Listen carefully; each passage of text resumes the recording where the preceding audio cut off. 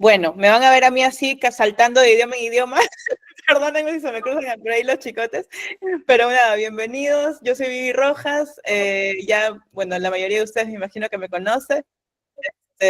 Soy quien está detrás de personalbranding.pe, esta academia, esta comunidad digital que está enfocada en desarrollar habilidades de empleabilidad para el futuro, básicamente, pero también esto involucra, por supuesto, desarrollar perfiles globales, todo, bueno, las habilidades y las mentalidades que necesitamos para construir realmente futuros internacionales y globales, ¿no? En esta edición de Educación Mundus Latam Talks estamos de nuevo contando con la participación la participación estratégica de la Unión Europea en Perú. Nos apoya en cuanto a la difusión de estas oportunidades excelentes en Europa. Bueno, ya venimos años con la Unión Europea, pero ya somos como amigos, más que nada. Y aquí está con nosotros Emiliano Cepeda. Yo quiero darle un espacio a Emiliano para que pueda dar la bienvenida también. Él es el representante, él está encargado de los programas Erasmus Mundus y Erasmus Plus en la Unión Europea. Ahorita les voy a contar un poquito más de lo que hace. Y nada, te cedo la palabra, Emiliano, para que puedas darles la bienvenida a los chicos muchas gracias. De los países. Muchas gracias, Viviana, en primer lugar por organizar este importante espacio de difusión de las oportunidades en el marco de las becas Erasmus Mundus. En este caso, esta primera charla sobre el Cluster 1, vinculado a educación. También muchas gracias a las representantes de los programas MARIHE, MISEI y Flourish en esta ocasión por tener, por darse un tiempo de poder participar en esta edición. Mi nombre es Emiliano Cepeda, soy gestor de proyectos en la delegación de la Unión Europea en Perú. Estoy encargado de la difusión, orientación y, bueno, encargado en general del programa Erasmus Plus acá en Perú. Entonces les doy la bienvenida a tanto los que están conectados desde Perú como aquellos que están desde América Latina y de otras partes del mundo, como mencionó Viviana. En este caso, a manera general, el programa Erasmus Plus abarca múltiples áreas. Es el programa de la Unión Europea en el ámbito de la educación, la formación, la juventud y el deporte. Entonces abarca tanto movilidad académica como intercambios de pregrado, por ejemplo, o cooperación institucional entre asociaciones de universidades, proyectos de desarrollo de capacidades, entre otros. Pero en este caso estamos presentando las becas Erasmus Mundus, que son bastante beneficiosas para todo el pueblo peruano y, bueno, para los ciudadanos interesados en acceder a estas becas en primer lugar. Son becas bastante integrales. Este año tuvimos la oportunidad de despedir a 38 peruanos que están ahora mismo empezando sus maestrías en Europa. Rompimos Entonces, récord, ¿verdad? Rompimos récord este año.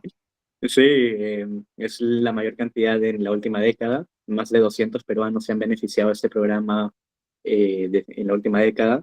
Entonces es una gran oportunidad de difundir aún más y de manera personalizada las oportunidades que abarcan este tipo de becas y los programas específicos en las diferentes áreas en estas ediciones de Erasmus Mundus Latam Talks.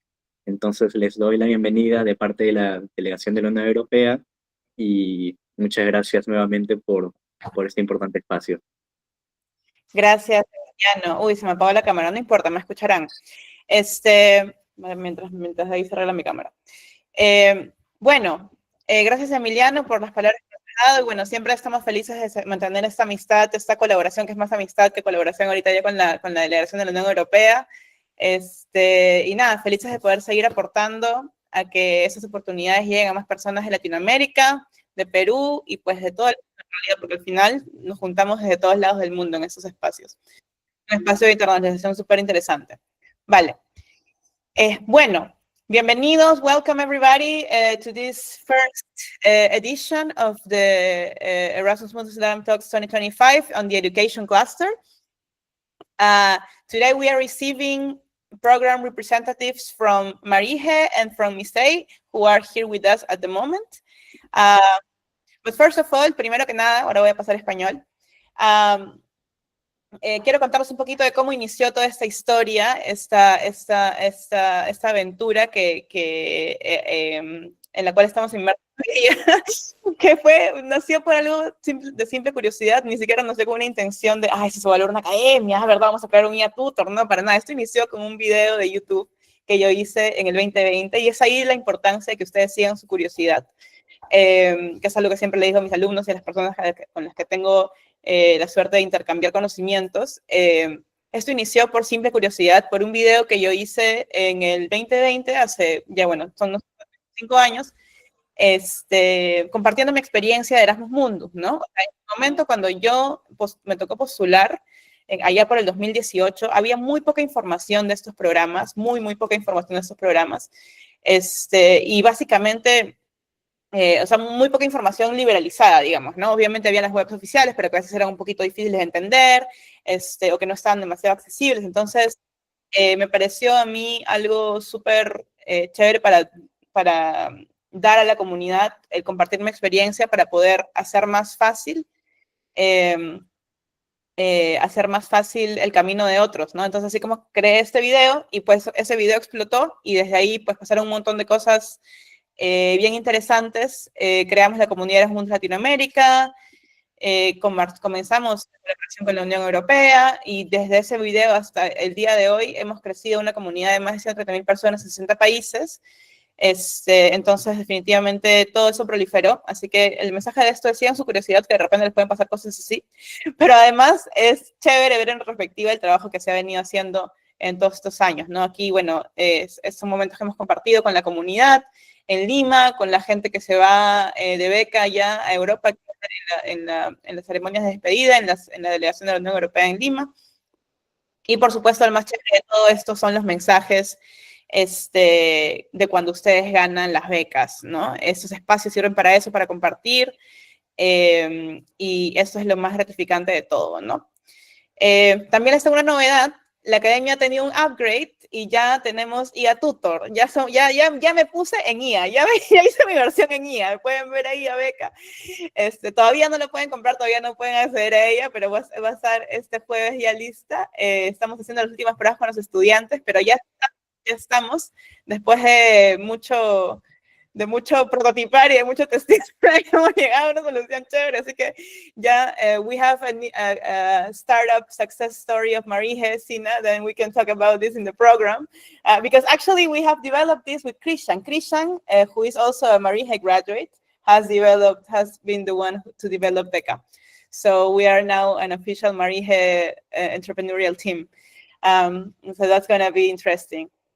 Claro, o sea, parte de mi equipo es Christian, y Christian es un graduado también de MARIHE, ¿no? Entonces eso me parece súper chévere como ejemplo de emprendimiento generado a través de Erasmus Mundus. También es algo de lo que podamos hablar más adelante. Bueno, ya después les contaré sobre Beca, pero ese era el chisme que les quería decir.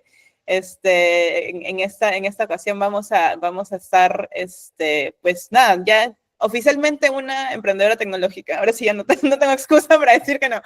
Pero sí, bueno, pronto más noticias sobre esto. Ahora sí, pasamos a los programas de hoy. Someone was asking if the meeting will be in English. Yes, the meeting will be in English and Spanish, because we have people that are from both languages. And most of our audience is from Latin America. It's great that you are coming here as well, but we have to take that into account. So I will be exchanging the languages from English to Spanish. This will be a very international and multicultural meeting. Okay, so the agenda comes as it comes. The first program to present will be MARIHE. Then we'll have Sina and we'll have Diana here with us. They are both representatives of the program. And then we have MISEI. We have here Tami, and we have as well Alice, that are coming from the program. Unfortunately, the Flourish program, I think they won't be able to make it. I hope maybe they come at the end, but they have had some misalignments with time last minute that we didn't have into account before. So we'll see how it goes. Anyways, it doesn't matter, because we can anyways schedule an interview with them, because they are always very willing to share information about their programs as well. So without further ado, I give the space to Sina from MARIHE and to Diana so that they can present us the program. Las becas de MARIHE este año también van a estar recibiendo nuevos becarios, así que atentos. Hay un montón de gente interesada en MARIHE. Great, thank you for having us here, Viviana. Yes, and nice to I meet you have again. to admit, you're also a MARIHE graduate, so we have quite a big community here of our MARIHE alumni, or as we call it, the MARIHE family. And Daya, thanks for supporting me to bring in the student perspective. That's always great working with both of you and, of course, all the other students. I'm at the moment the academic director of MARIHE. I'm trying to share my screen with you to start from the beginning. And I'll tell you a little bit more about the program, about the application process, about everything that's new for everyone who wants to apply. And I hope to read a lot of applications from you guys in the near future. I'm sharing my screen. Let's see if that worked. It seems to work. I can see it. Can you all see it? Great. So MARIHE stands for Master in Research and Innovation in Higher Education. We are now in the third funding cycle.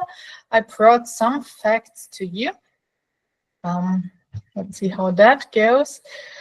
Yes, we are preparing higher education, research and innovation for the future. And actually, we do believe that we need ambitious and skilled managers, analysts, and researchers and policymakers to make this change happen. Just some facts about MARIHE. We are unique. We are global, as probably most of the master programs in the Erasmus Mundus, but we are also global concerning our partners. Of course, we are, as every other program, highly selected. We were already established in 2012. So quite a long time. We are starting this year with our 10th cohort, and everyone who would apply this year would become probably part of our 11th cohort. It's a 120 ECTS Erasmus Mundus program. It's 4 semesters, so 2 years. We have a student intake once a year. We have a mandatory internship of a minimum of 8 weeks, 2 specialization options, and here we are getting global in Asia, so you could either go to China or India, and we now have 5 specialization options in Europe. That would be Austria, Germany, Finland, Hungary, or Portugal. And for everyone who participates, we have a graduation rate of nearly 100%. So if you start a program, we will make sure that we set you up for success. Where can you study, or what are our mobility paths? So everyone who's starting the program will start with me and my team in Austria. In the second semester, you will all move to Finland. In the third semester, you will have the specializations and the internship.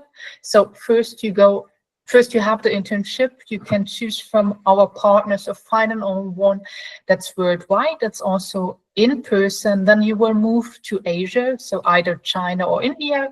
Then you will come back to Europe. So you will go back to Austria, Finland, or you can do the specialization in Germany, Hungary, or Portugal. And in your 4th semester, you will write your master thesis in one of the chosen specializations. We had some confusions earlier on about this. So if you have, for example, chosen China and Finland for your specializations, you can think about doing your specialization either in China or Finland. If you've chosen, for example, India or Portugal, you can choose between India and Portugal, but you need to have spent some time there before. Our partners are my university, the University for Continuing Education, KREMS in Finland. We have Tampere University, and you can see here along the specialization. So at my place, we do institutional research. If you would go back to Finland, you would do research management and digital transformation. If you would opt for the specialization in China, you would focus on leadership and management. If you would opt for Hungary, your focus would be on learning and teaching. If you opt for Portugal, and that's the new specialization that we're running with this cohort the first time, you would do policy analysis. And in Asia, you have either the option to do educational planning and development in China, or sustainable education and social entrepreneurship in India. And as you've already heard, we have some entrepreneurs among our alumni. And here's just a very short selection of internships hosts we had. So a question that students often ask, is there the danger of not getting an internship place? No, you're not running into danger. You will apply for your internship, but we have a long list of cooperation partners who are always happy to welcome our students for the internship, and we make sure you get a place. If you have, of course, a place that would fit you perfectly and you haven't worked there before, we can discuss this in the course. Our graduates, you have already heard that we have startups and self-employments, and thank you for last year's presentation where you made me aware that actually we do have self-employed and startups among our universities. A lot of our graduates end up working in higher education institutions and research-intensive institutions, in government agencies. We have a lot of them working in the area of consultancy, in international or supranational organizations like the EU, and also in non-tertiary institutions. So you see we have a broad variety where our students work. Good news is more than 20% of our graduates continue with a PhD at a highly recognized PhD program across the globe. More than 75% of alumni find employment within 6 months after graduation. So that means our students who graduated now, we assume next year this time, they will all have found a good employment. And 90% of our alumni remain professionally engaged in topics covered in the MARIHE program. So you most probably will work in this area of interest. Who can apply? And I think that's interesting for most of them. We often get the question, is there a first degree or specialization I would have to have? And we are very open because we think higher education and research should be open to all disciplines. So we don't have any disciplinary priorities. So whatever you have studied, from education to engineering to law, you can apply. What you would need to have is at least a bachelor degree issued by a university, quantified at 3 years of study full-time. That would correspond to 180 ECTS. Please be aware that we cannot recognize cumulative achievements like a 2-year bachelor or a 2-year master program for admission. Of course, if you're not coming from Europe, you might not have ECTS points, but we are really looking for 3-year full-time study here. You should, of course, show a strong motivation and interest in research and innovation in higher education, because that keeps you on track and makes the program interesting for you. And of course, you need to have sufficient knowledge of English for academic purposes. We have a couple of English language requirements.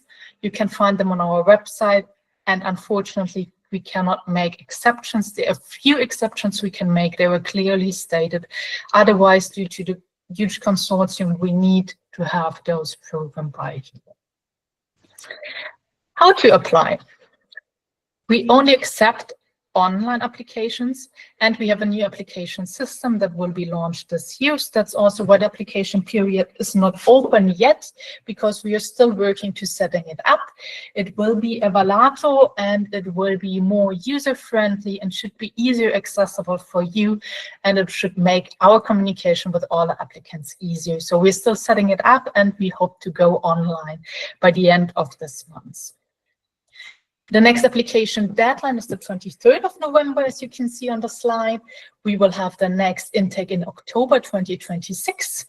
We have no study fee for self-funded students. Here, a disclaimer, we might introduce a small administrative fee for self-funded students to be paid in front, but it will be really a small fee. And of course, if you have questions, you can always reach out to us via our email address. What would we ask for an application? And if you're already thinking about applying now, we know the current information is not yet online on our internet website.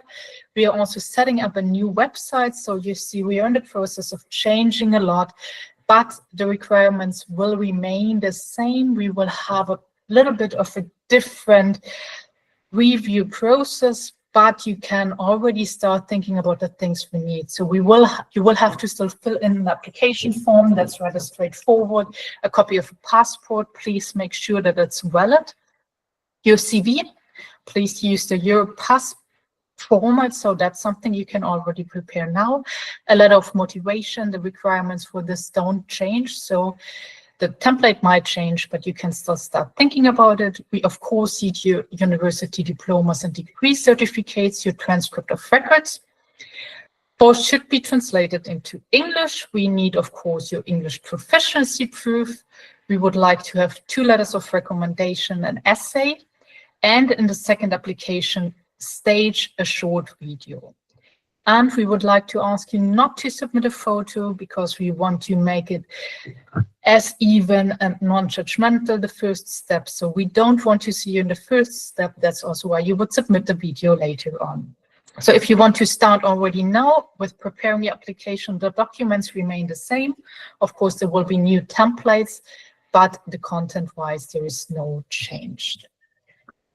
Yeah. That's a very short overview, so I'm happy about any questions. But first, I want to hand in over to Daya to give you some insights into, the student experience. And I'm trying to stop sharing. Vivi, do I do it in English or Spanish?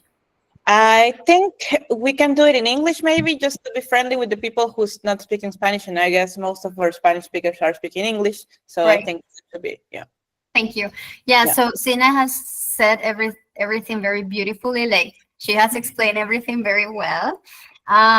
So yeah, first of all, my name is Dayana. I am an alumni of MARIHE. I did my program in between 2021 and 2023.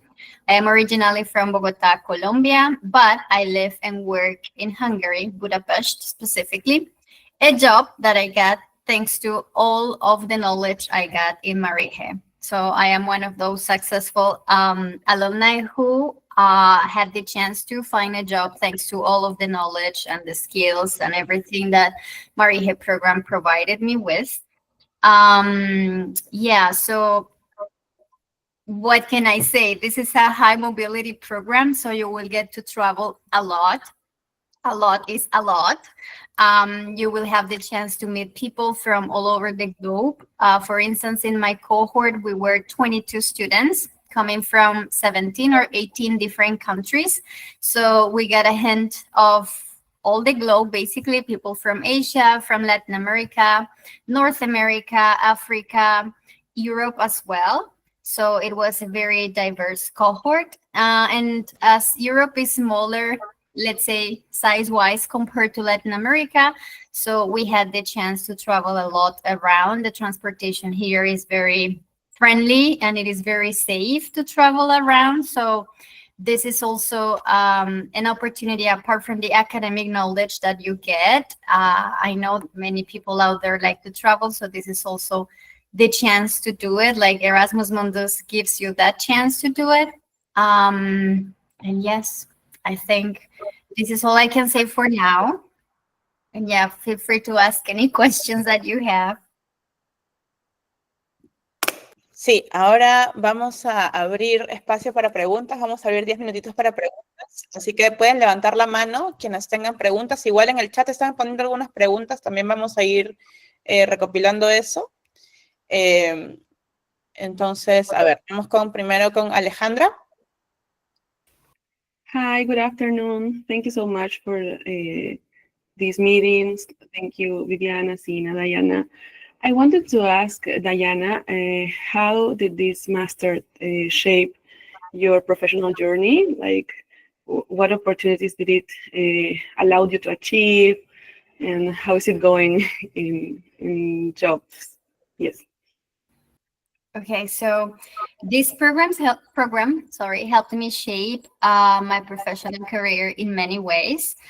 Luckily, before I came here, I had already got some years of experience. So in Colombia, I got like 10 plus years of working experience.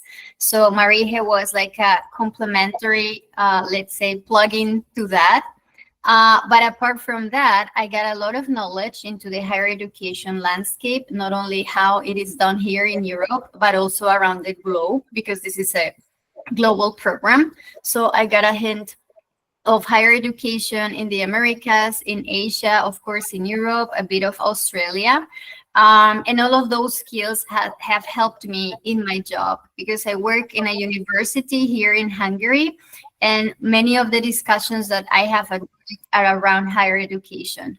So I think the curriculum is very well tailored in topics regarding higher education, which are trendy and which are needed in the higher education landscape.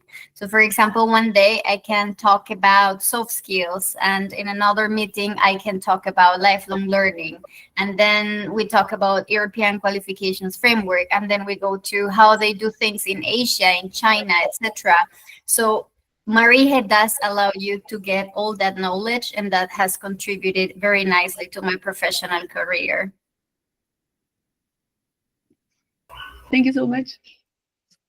Great. No, but I also, I think MARIHE has changed the life of everyone who has been inside MARIHE. I can testify on that too. Okay, do we have more questions on the raising hand? Otherwise, I will read the ones from the chat. Okay, Marta. Hi. Do you guys hear me okay? Yes, we can hear you. My question is mainly for Diana, and I wanted to ask, in her very own personal experience applying for MARIHE, how hard that was in terms of how competitive the program is, and how a little bit of, if you care to explain a little bit of how your process applying for it began, specifically coming from Colombia, and how that process was. So yeah, I'm just curious about not specifically the requirements, but how is the process? How was your experience? Thank you.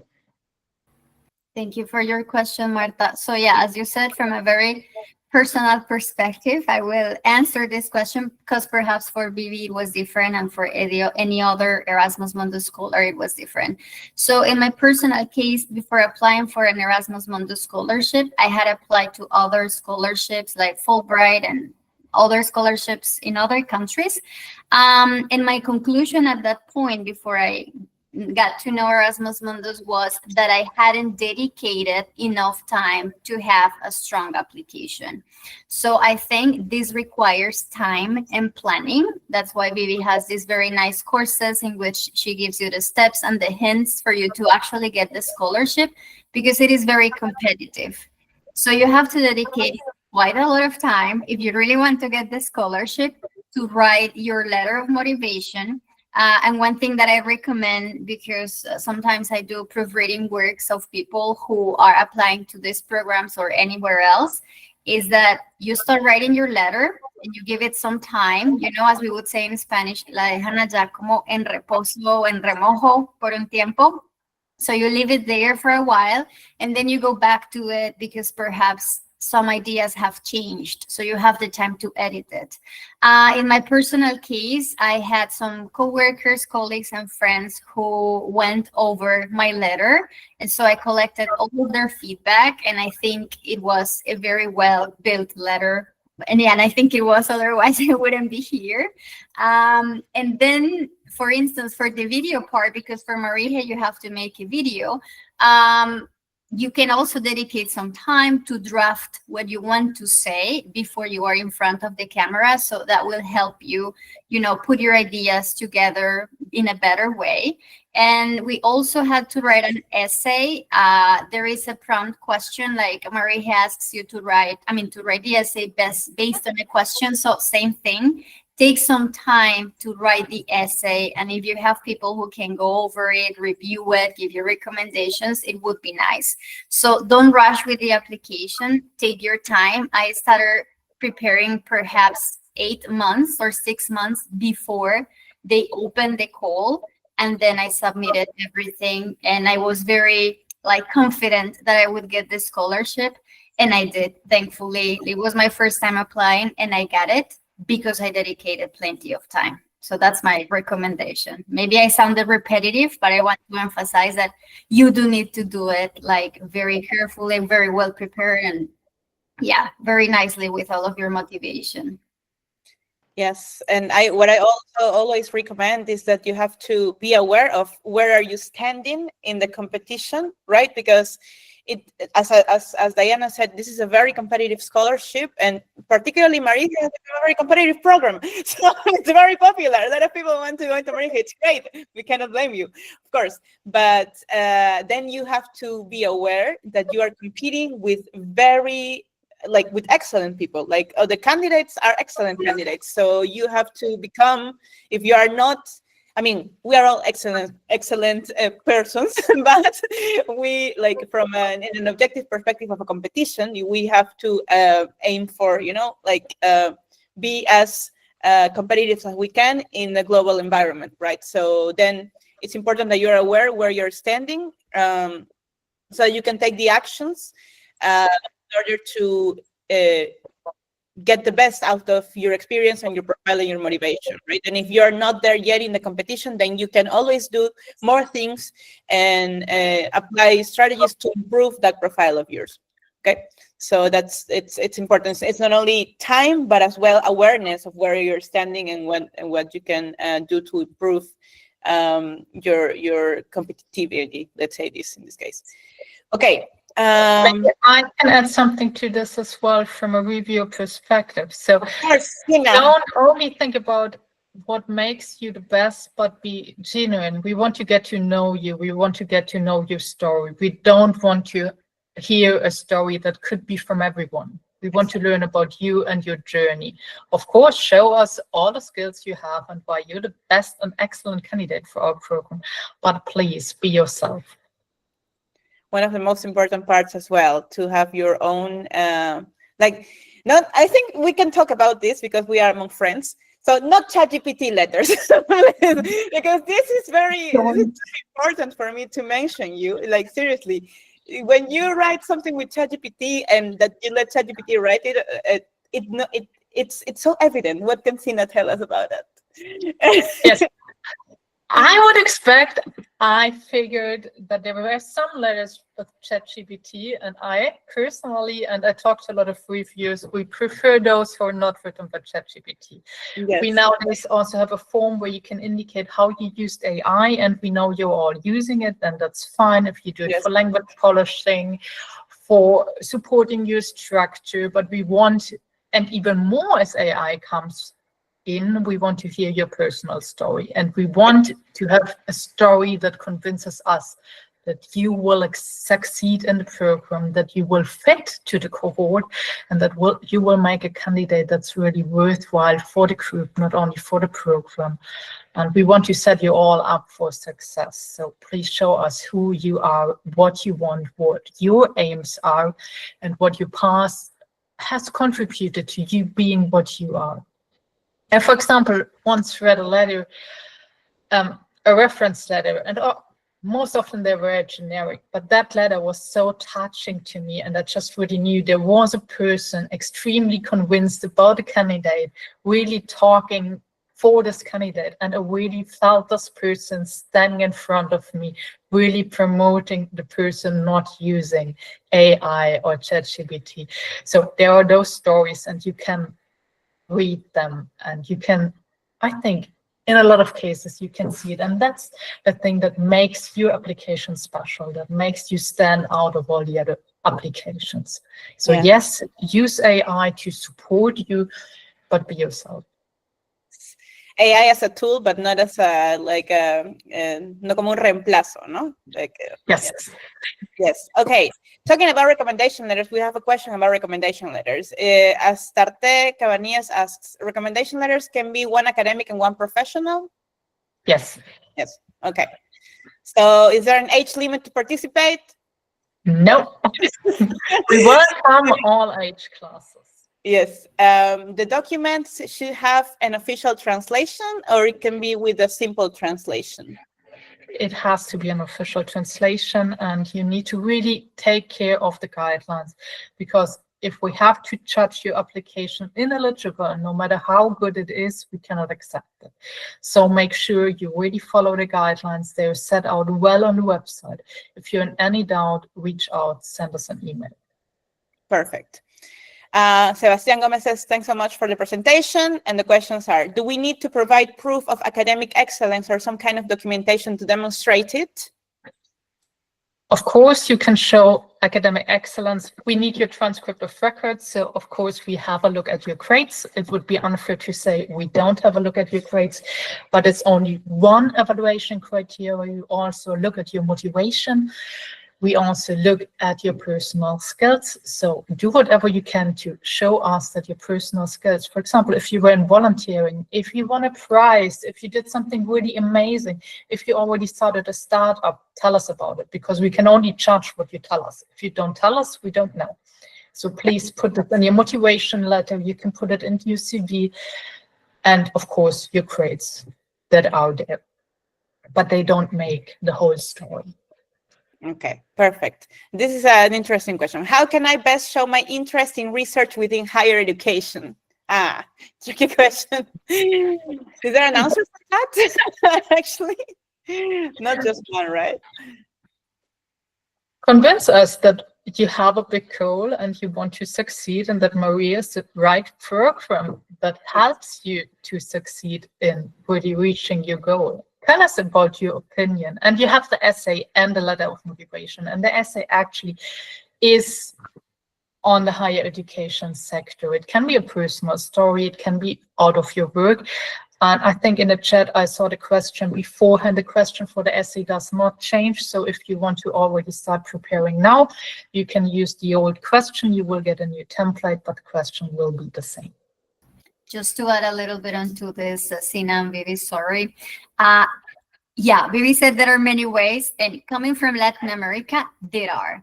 We have a lot of issues to investigate, a lot of things to improve in our Problemas es lo que sobra. Problemas hay un montón. Entonces, uno de esos problemas puede ser la motivación y de ahí empezar, o sea, quiero hacer esto por mi país, por mi ciudad, y necesito ganarme esta beca porque quiero volver a mi país a mejorar esto. That could be even your thesis, I don't know, but I think that's a starting point to get the scholarship. As Sina said, you have to show that you're very motivated to get this, and the whys. There are many problems in Latam, so you can just tackle one. You have a lot of problems from which you can choose. But what I do also recommend is that don't undervalue the value of small impact, because small impact is still impact. And you don't need to change your whole country, but if you change your community, if you can do something like in a specific community or in a specific place that is at your reach, then this is already highly valued, because its impact, tangible impact, is always valued in this kind of applications. So, yeah. And please be very concrete, not just I want to change my country to the better, but that would learn a lot. Why? How? What experience you base this on? What would you really, how could it look like when you achieved what you want to achieve? What would be the ideas? So please be really concrete, instead of just listing 10 points that you would like to criticize in higher education, that you would like to change. We want to see a vision. We want to see you really showing us that you have engaged with the topic, that you have engaged with your thoughts, and that you have a vision and aim that you really want to achieve. So please use examples and show us. And of course, those examples are not valid for the whole world. It's fine if they are valid for the context you're talking to us about. And the rest we handle later on during the studies. Yes. I think there's a question for Yashir, for Diana. What was your professional experience before this program? So I have a bachelor in teaching English as a foreign language. So I was a teacher for about 10 years. And then I also managed academic programs for 2 years. So I was always into the teaching and learning path in Colombia. Yes. Yeah, on my case, I have been both in corporate and in higher education. So I was the innovation coordinator of a university in Peru. So that also adds to your profile to be part of already the area of study, or can have the direct experience for impact there. Then it says, what's the minimum experience required to apply? No experience, right? We don't have a minimum experience requirement. Okay, this is an interesting question. As a recent graduate from university, what is the first step to prepare and apply for the Erasmus Mundus? MARIHE, as a recent graduate. Maybe I would suggest reach early in the process out to possible reviewers and referees, because sometimes it takes time until they can write a letter and you need to provide it by the deadline. If you do not have your degree while applying, there will be a deadline for late submission. Make sure you have your degree by the late submission deadline. And of course, provide all the templates if something is late that you need to provide. We have the same for the English language test. So if you don't manage to secure an appointment, there is the late deadline, but you really have to stick to the late deadline. Really think about what you do. You can also show us your practical experiences in the essay from a student perspective, so you really have the chance to also succeed. Think about what you want to do, why you want to do it, and yeah, tell us your story as everyone else. And convince us that you are a great student. We are there, we like diversity, nationality-wise, but also experience-wise. And of course, having a recent graduate can also enhance the program, because you just have a recent experience within a higher education system from the student perspective. And that, of course, can enrich learning and teaching, for example, can show us future challenges. So go for it and try it. If you don't try, you cannot succeed. I agree with that. Okay, we have one more question from Yuriko and some questions in the chat, but because of matters of time, let's take Yuriko's question, and then we can read on the chat and leave the answers either in a written way, or we can answer them at the end of the program so that MISEI can also start. Yuriko? Hello, everyone. First of all, I want to thank you, especially to Viviana, for this meeting and for all the information that you are giving us. My question is related to the age. I understand that you don't have a specific age, like a limit of age to apply for this program, but I have a huge insecurity with my age, because I feel like most of people that apply for this program is younger than me. And I am 31 almost, so I don't know if you can tell me if you actually accept like older people. I'll tell you something. I was 31 when I started MARIHE. And I was one of the oldest. I wasn't the oldest by the time. I had a classmate who was 34 when he joined. And we were, like, with other two people, the oldest one. We were the plus 30 guys.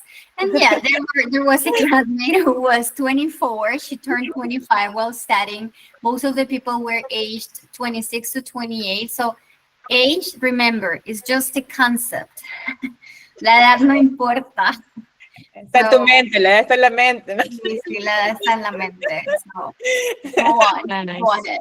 And actually, in this Thank you cohort, so much. because I have met the people from this cohort, the ones who are joining in October. There is a guy who's 35, and he's starting in October. So age shouldn't be a barrier. Yeah, in my cohort, we had a friend that was 40, so it's really no problem, the age, yeah. So Okay, nice. I'm feeling better now. yeah, Thank you. no problem. Okay, there are some more questions in the chat, but we will get to them a bit later. Now let's give the space to MISEI. I welcome Tammy and Alice, that are both here representing the program.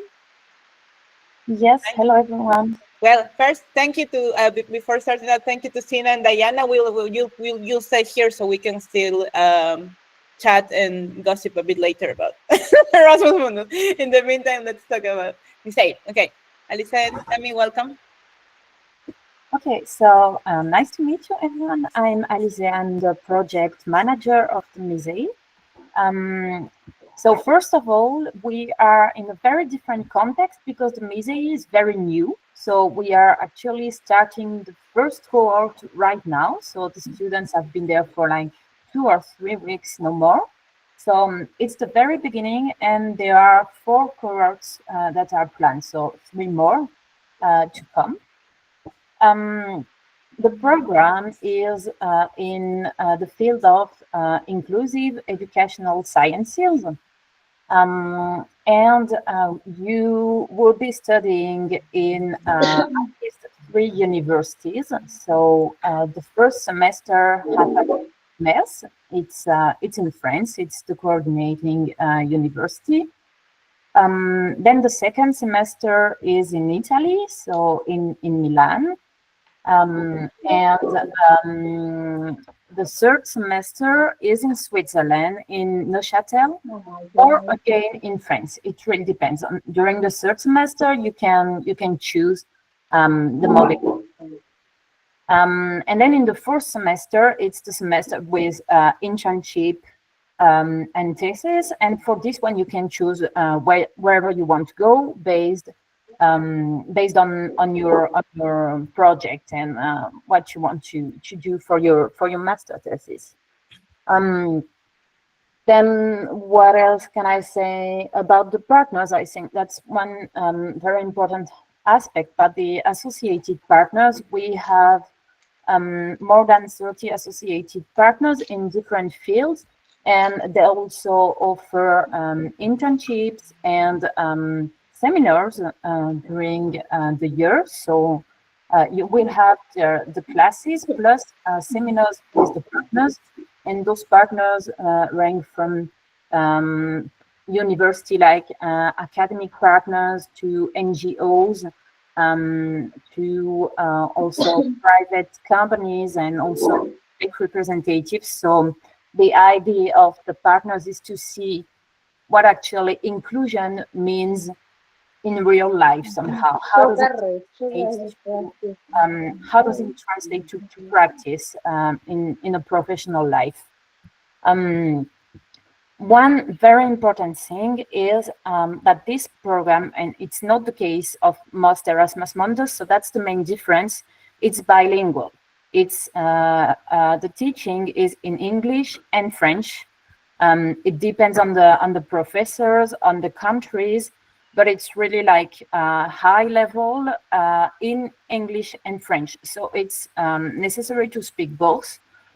We provide support and classes, but still it can be from 0 level. So it's really important. And also during the selection process, we don't require necessarily official certificates of languages or whatever. It can be an explanation of why you speak English, French, and the context and everything. But just don't lie, because then if we select you for interviews, we will ask questions and we will talk in both languages. And if it's not enough for master's level, we will see it. So yeah, that's a very important point that is different from the rest.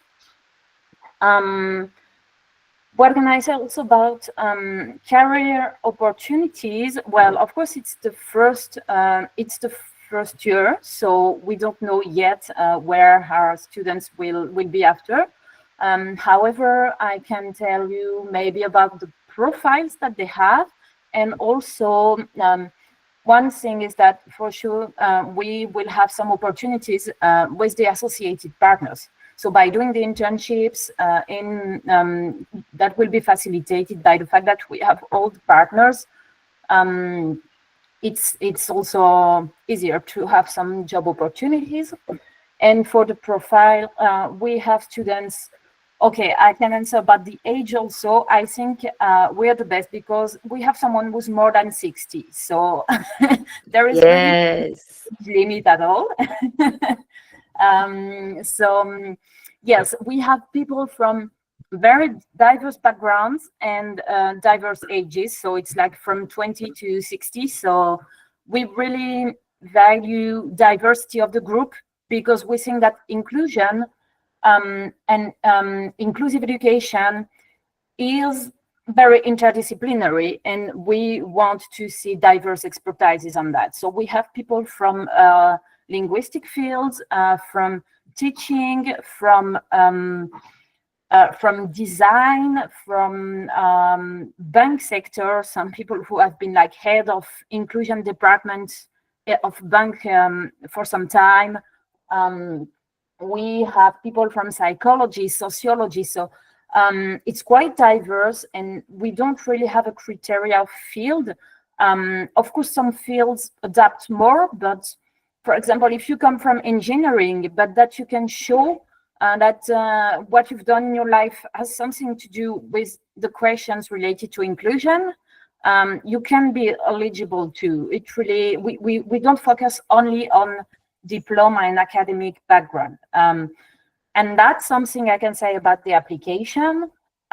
What we value the most, I think, is exactly all those specificities that you can have in your experience that will be different from because if we just look at academic experience and even professional experience, as we said before, it's very competitive. And last year, even if it was the very beginning, we received almost 600 applications, and we expect to have each year more because it's going to be more known. So, and very good applications. So only like your professional career and academic background, even if it's great, there will be many others which will be great too. So that's not enough to make the difference. So we focus a lot on everything else that you have done in your life, either it be volunteering or personal projects that you've conducted, or something that shows your identity, like who you truly are. Yeah, like I think you spoke before about telling a story. It's a bit the same. That's what really makes the difference. So no AI either, because we see that immediately and it's not personalized at all. Yeah, that's really where we see something different. Then I don't know what I haven't covered. Student profile, program overview, maybe. No, I think I've said more or less. I will leave the floor to Tammy, who's one of our first cohort of students, so fresh experience. From Brazil. Yes, can you see I have my flag here that I brought with me, of course. Thank you for having me. I thought about talking a little bit about my background so the people that are watching know, and I will talk about age as well. So I marked your name, Yuriko, don't worry, we will talk about that. And also the process that we have had until now. So actually I'm graduated in languages, but before that I studied business. And this is a very interesting thing because when I came across the opportunity of applying for the MISEI, I didn't know exactly if my experience in my other career in business would help. But I think that this is what Alize was mentioning, like our own unique paths. They are the things that make us interesting or unique for this program. So and I already had an experience of 10 years working with education. My students, they're mostly people that are immigrating to other countries. And that's, I think, how the context of inclusivity came, because they needed to be included in the new countries that they were entering, be that through schools and in their families, or just be part of the community in general. And then now talking about the process, I saw the MISEI program in December of last year. And then I already started organizing the application. So I did my TOEFL. I think this is a very important thing to do if you have the opportunity, because then you can have a real document that proves your level of English. I already had my French certificate that I had done the other year. And then because it's a lot of documents, you have to find letters of recommendation, which was a new thing for me. In Brazil, the professors really don't talk about the letters of recommendation. So I would start this the earliest possible. And then, of course, we had in March the interviews. And in April already, we got the messages that we were accepted in the program. I said we because right in April, we already started having French classes, which I think were the thing that made me say, okay, I really want to work with MISEI, because I participated in other programs, but I could see really the difference in the organization. I saw that both the program and the University of Lorraine, they really were organized and offering many lectures for the new students. And because I was coming to study for 2 years in another continent, I really felt safe in this environment because they provided many lectures about all the process for international students, what you have to do. And then the French classes with our new colleagues, they made us already close even before we left our countries. So when we arrived here in September, this was amazing because we already knew each other, and we've been having a very amazing experience. Like Alize said too, I'm marked here. I think we have 17 nationalities. It's 5 people from Latin America, but we have also all around the globe. And so 17 nationalities. And everybody different background. The other colleague that is Brazilian, she is 60 years old, and I'm 33. So guys, stop that. It's okay. And I'm very excited because also now we're going to start our Italian classes together again as a group, because the next semester we are going to Milan. Of course, the classes will be in English, but we are very motivated to learn a little bit more and explore more Italy. So we're going to take some Italian classes as well.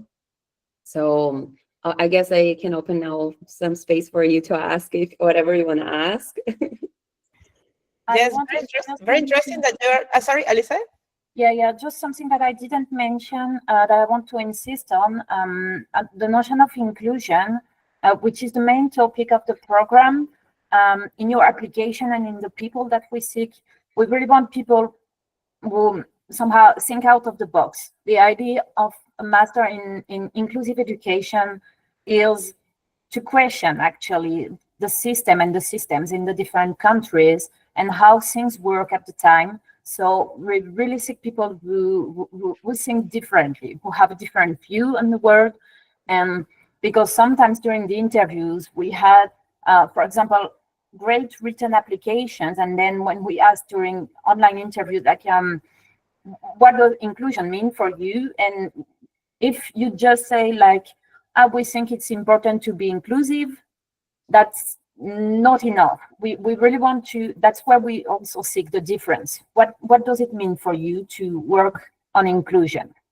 So yeah, that's it. Great. I really like this vision of searching people who thinks differently. This is what we actually need. Okay. Thank you, Tammy, and thank you, Alice, for your presentation. Do we have any questions? ¿Tenemos preguntas de la audiencia? You can raise your hands now if you have any questions for Tammy or for Alice about MISEI. Otherwise, I do have some questions for Tammy, actually. More than questions, it's a commentary. How come you're learning so many languages? I don't know. I think I just like to meet new people. For example, my Spanish is Chilean because I worked and volunteered in hostels. So yes, I think. But today at lunch, Alice was with us. It's okay. It will happen sometimes. We mix all the languages in one sentence, but I think it's normal, and it's also fascinating because I am sure that in 1 month the brain can organize itself, and we can do it. We have children that are alphabetized in 3 languages. It's okay, guys, we got this. Super nice. We have a question from Mariela. She says, is there any consideration for candidates with disabilities? And also, is there a research track within MISEI that explores gender and disability issues? Yes and yes. We have people with disabilities, and I mean, it's not a criteria for recruitment or anything. Like, everybody can apply. And from the European Union, we also have money-wise, we have a budget if this needs any adaptation or equipment or whatever for people with disabilities. And then we have also counseling and everything at the university. So yes, there is that. And about gender and disability, it's part of the track, yes. So the way it is organized is mainly the first semester is more about theory and concepts, so that we have everybody on the same page, let's say, because everyone comes from different levels, backgrounds, ideas. So concept-wise, trying to have everybody on the same page. And then from the second semester, it gets more specialized in Milan and then in Neuchâtel. And there are some classes that focus more on gender issues, disability issues, migration issues. So it gets more specialized. And also with the seminars, with external and associated partners who come, so we try to have seminars from people from very diverse fields and professional careers. And we have some who intervene about disability, gender, and all. Great. We have other question from Ana Gamboa. What is the minimum French language level required to apply for a program, for the program? It's more or less B2, which is the same as for the English level. The program is really bilingual, so we need to speak both to be able to follow the classes in both. And even B2 can be a bit difficult, but with the extra support, it can be feasible then. Yeah, okay, great. And then there's another question, is French a prerequisite to apply? Then we would say yes, right? It's a prerequisite to apply, right? Yeah. Then we have a question of Melanie for Tammy. Tammy, how did you prepare for the TOEFL? So I actually prepare students for the TOEFL. So I'm a TOEFL teacher. Very So convenient. talk to me later if you want. But yeah, but the TOEFL is a thing that requires some preparation. So if you want to apply for the next year, really, I would recommend start now. It's not impossible, not at all, but it requires practice and repetition. That's all. Yes, I have, for the ones who want to prepare for the TOEFL, there is in my YouTube channel a video where I share my tips of how I did it, and I share as well a platform that is free, where you can practice and practice and practice and practice and practice and practice and practice until you get it. Because at the end, these standardized exams are basically all about practice. So you can search TOEFL in my YouTube channel, and you will most likely find the video. Great. Then we have other questions. Are there trans students accepted for this incoming class? From Luciano. Hi, Luciano. Hello. This is maybe for Lisa. Of course, that's not a criteria either to select people. So yes, of course. Yeah. Maybe one thing that I would like to add is that it's interesting how we don't have any project that is the same. We had in our first week the presentation. Each new student had a poster prepared, and I was sure that the topic of immigration would be touched by many other colleagues because it's something that is so mentioned now. But it's amazing that everyone has a different approach. So we have people that talk about mental health, about women in the workplace.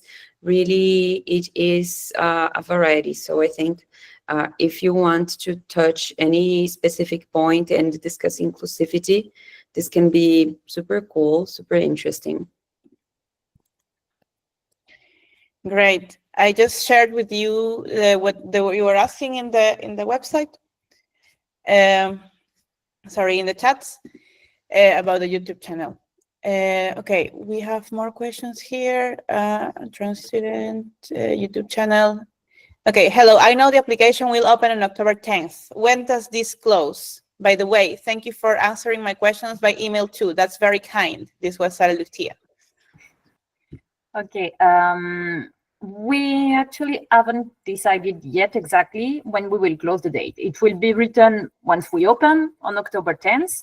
It's probably going to be until January, maybe something like that.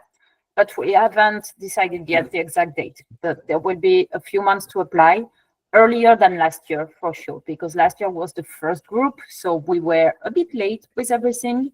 But this year it will be earlier. So. Yeah, but it's still great. You have 600 applications on your first year of program. This was a very nice number, right? Yes, but I must also insist on the fact that, unfortunately, we also received many applications that were from people who didn't speak French at all, which means in this case, no matter how great the profile is, as it's a bilingual program, it's not possible.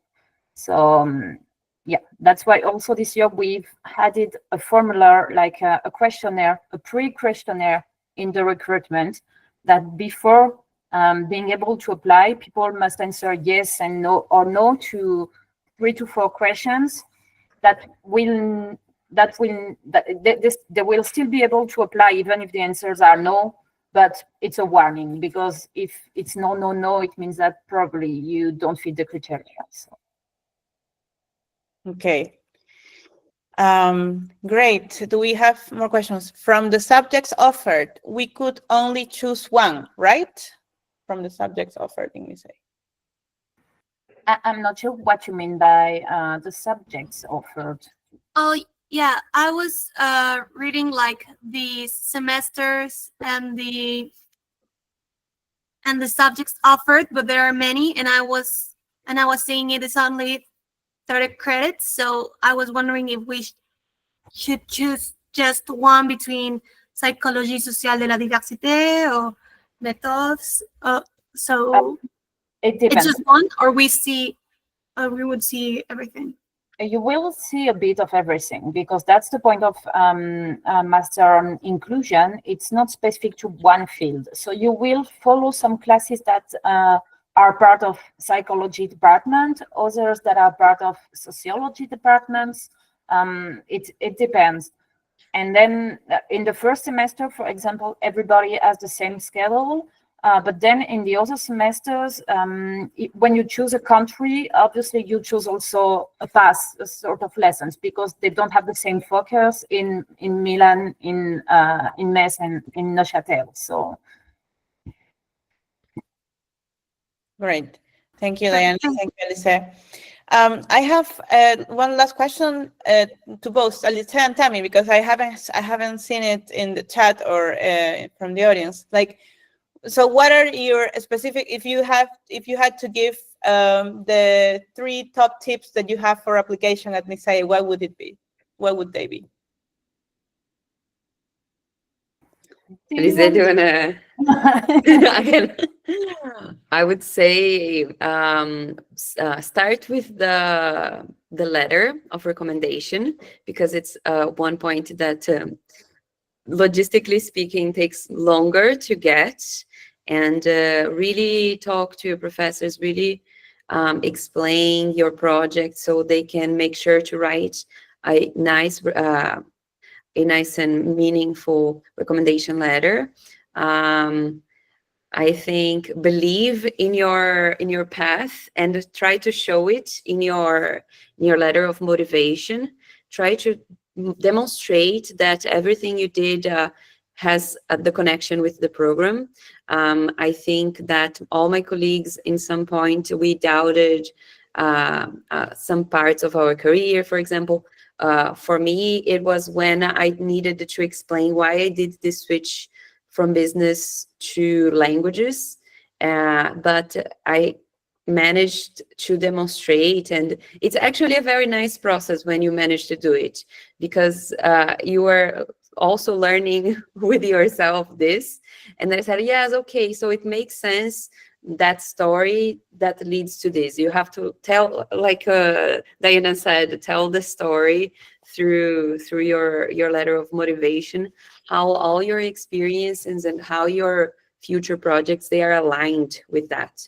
So, and then try to do that again for the interview. The interview is, of course, a stressful moment because it's an interview.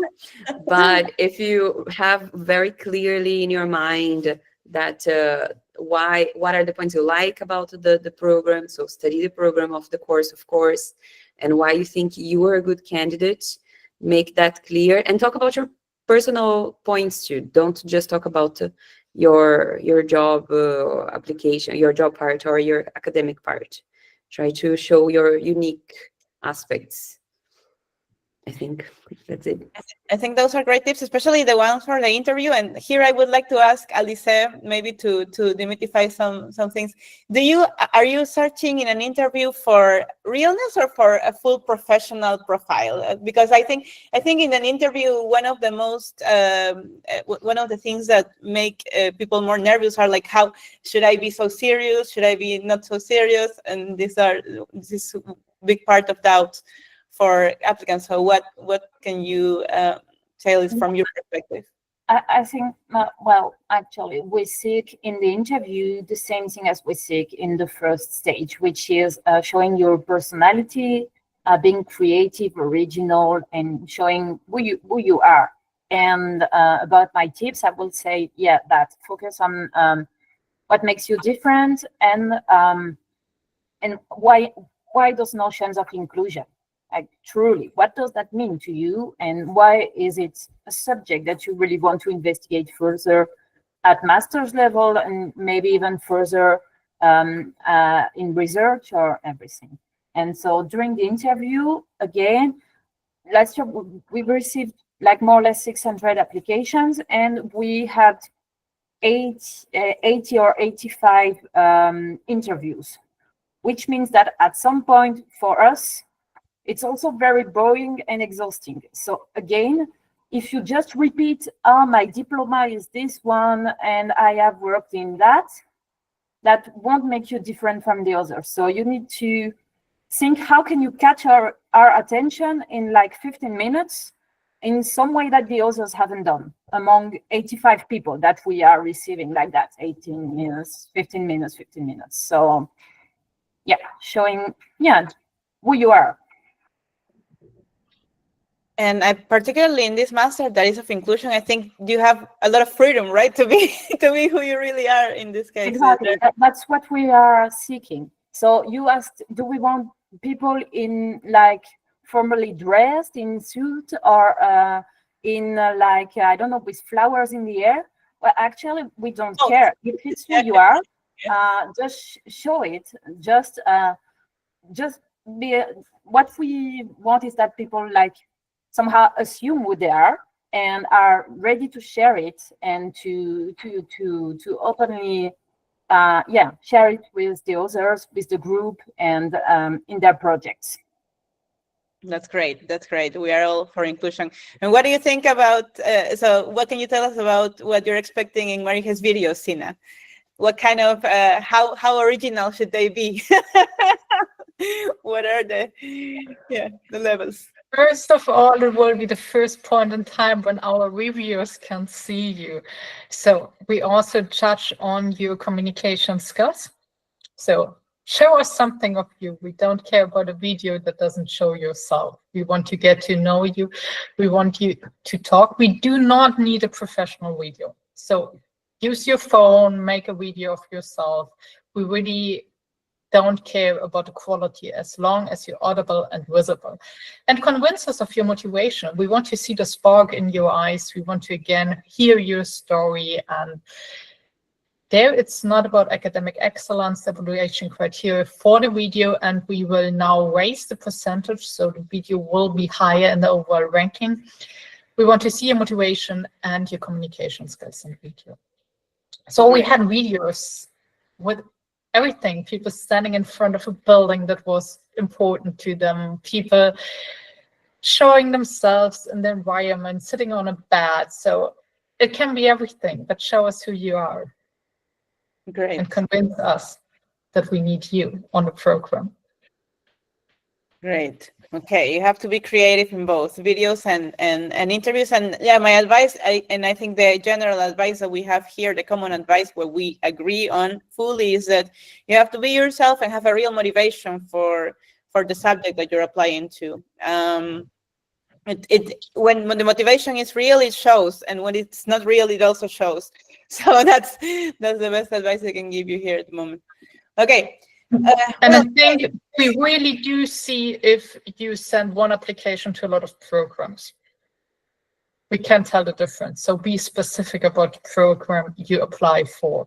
Don't make one application apply for all Erasmus Mundus programs that would fit you, because that will really decrease your chances of getting in any of those programs. So be specific about why you want to have exactly that program. Yes, Yeah, and don't get the title wrong, because that's also very AI. We got many applications that was MISEI, and between brackets, something translated that was not the translation of the program at all. It was something terrible, different. de verdad. No le ganas, pues, para aunque sea, o sea, cambien el título, se pasaron, ¿no? Sí, claro. Great. So this thing of, yeah, we also had in the applicants that it was something written the same for every Erasmus Mundus, more or less. And so it's not specific, and it doesn't help, I think, for any of the Mundus that you apply to, because it's not specific. Yeah, I fully agree with that. Well, thank you very much, Sina, Alice, Tammy, Diana, for your time here. I don't know if the audience has any more questions. You can raise your hands. We still have some time. But if not, well, it's always a pleasure to have you here with us. And this is an initiative that we started last year out of, again, curiosity to see what happens. It went super well last year. We are expecting for this year to be even better. And from our side in personal branding, we will continue, and I will continue personally, because this is what I wrote on my MARIHE motivation letter as well, what I would do after the program. So I am basically fulfilling my motivation letter. So I will keep on doing this, and I am always happy to receive you. And yeah, here you have a platform where you can always connect with Latin American students who are interested in these very important topics for the world. So welcome to the family of personal branding. Alice, well, MARIHE is already a part, but MISEI is a new add into the family. So yeah, okay. I think we are over with this. There are no new questions. The age limit is always a recurrent question. There's no age limit. I think I will add it to the presentations. No age limit on MARIHE or on Erasmus Mundus. But thank you very much to Alice, Sina, Diana, and Tammy for your time. And thank you to Emiliano. I don't know if Emiliano is still here, but thank him and to the European Union in Peru, who always supports us. And well, we actually are collaborating fully for a couple of years to take this information to you. Gracias a todos los que se conectaron. Bueno, bienvenidos a esta edición 2025 de las Erasmus Mundus Latam Talks. Se vienen muchos más programas. El jueves vienen programas de diseño, emprendimiento e innovación. Vamos a tener a SDSI, vamos a tener a EMI y vamos a tener a Responsible Futures. El jueves son 3 programas que también va a estar súper interesante. Así que, bueno, eso está muy ligado a educación, innovación. Al final todo se diseña, todo es transversal. Así que también los esperamos ahí. Bueno, conmigo hasta el jueves, and with the rest until the next time. I hope we have you for next year. We are preparing some surprises for next year as well that I will let you know in the meantime. But be sure that this will happen again and again and again and again. So a big hug to you all. Abrazos para todos. Un abrazo y nada, nos vemos prontito. Eso es todo por hoy. Adiós. Gracias. Muchas gracias. Gracias.